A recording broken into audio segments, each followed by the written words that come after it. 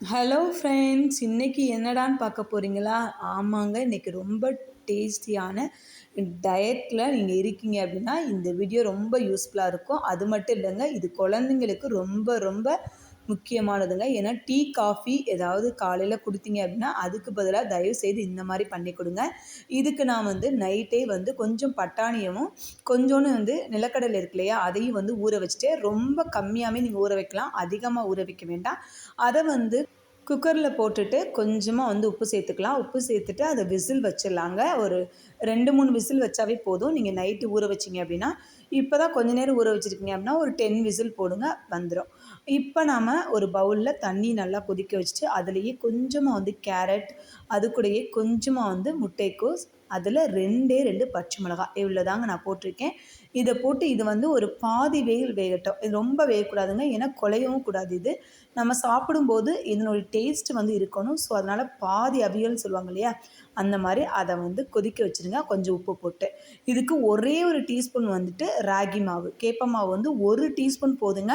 இதே 3 பேர் தாராளமாக சாப்பிட்லாங்க.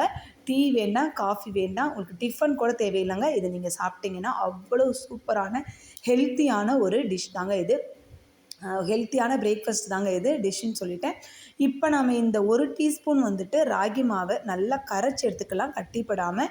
இது பாதி அவியல் அவிஞ்சிருச்சு அப்படின்னா கரைச்சி வச்ச ராகி மாவை அதிலேயே ஊற்றி நல்லா கொதிக்க விடலாங்க. கொஞ்ச நேரம் கொதிக்கட்டும். நம்ம பாதி அவியலே பார்த்திங்க அப்படின்னா கேரட் நல்லா வெந்துடும். நம்ம குழையக்கூடாது. குழஞ்சிச்சு அப்படின்னா கேரட்டோட இனிப்பு டேஸ்ட் இருக்கும்.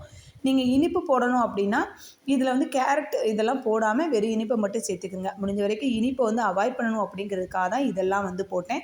சூப் பாக்கெட் கடையில் வாங்குறீங்க அப்படின்னா வாங்கவே வேண்டாங்க. இந்த சூப்பை டெய்லி சாயந்தரம் போட்டுக்கோங்க, ரொம்ப நல்லதுங்க. இப்போ ஃபைனலாக நம்ம அவிச்சு வச்ச கடலைகளை அதில் சேர்த்துட்டு கொதிக்க விட்டோம் அப்படின்னா சூப்பராக ரெடி ஆயிரும். ஏன்னா இது ரொம்ப நேரம் கொதிக்காது ஃப்ரெண்ட்ஸ். மிஞ்சி போனால் ஒரு 5 நிமிஷம், அவ்வளோதான். கடலை இந்த அளவுக்கு வேக வச்சுக்கோங்க. ரொம்ப குழஞ்சிச்சு அப்படின்னா கடலையும் சேர்ந்து ரொம்ப கெட்டி ஆயிரும். அதனால கடலையும் நல்லா பாதி அவியில் அவிச்சு வச்சிங்க அப்படின்னா சூப்பரான சூப் ரெடிங்க.